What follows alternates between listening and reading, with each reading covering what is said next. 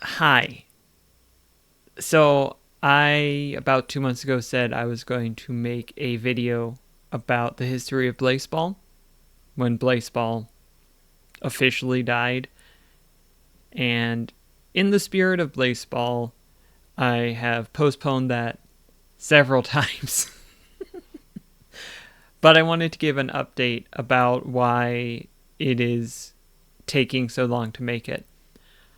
What I originally envisioned the video being was an oral history of what happened on Blaseball.com, and that would serve as a way for those who didn't experience Blaseball to hopefully understand what happened there and then take other things that are out there and use that to contextualize that.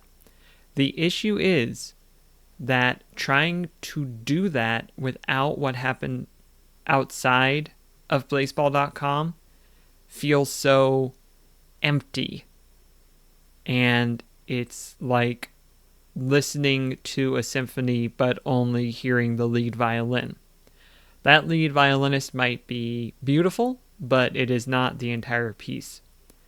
And so it is difficult to find a way to convey everything that happened in Blaseball because so much of it came from so many forces and places in real time. So that's my current struggle. I still want to make a video about Blaseball, but I think I was biting off more than I could chew. And so I am currently in the process of figuring out what a better video would be. I'm thinking about finding highlights from Blaseball and exploring the context around them. Things like Jalen Hot Dog Fingers, Necromancy, Day X, both editions, and the fact that that format was never really revisited and what that means.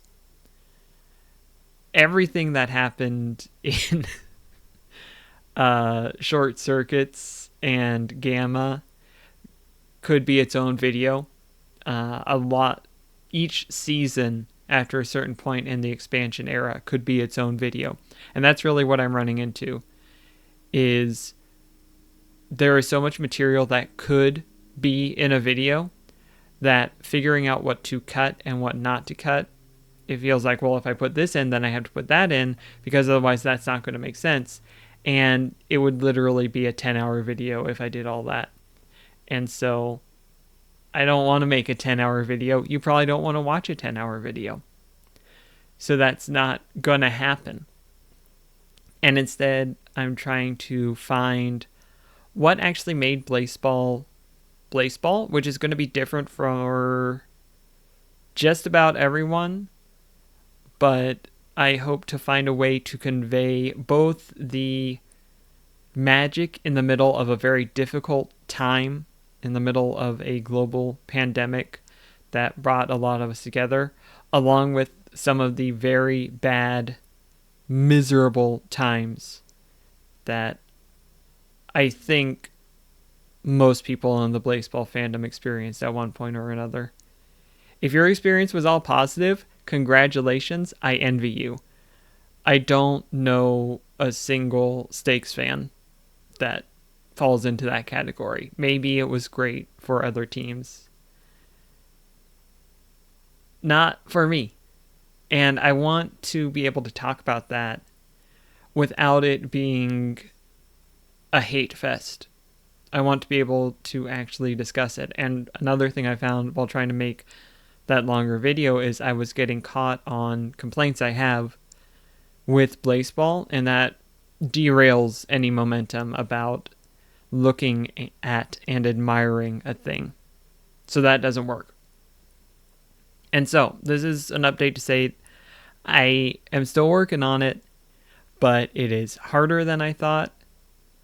Sort of like making Blaseball, I'm guessing. But it is still in the works. It's just a lot of the works that have to be done to make it happen. That's all I have to say. Take care of yourself. Take care of those around you. Support workers who are striking. don't be a scab. And I think we're good then.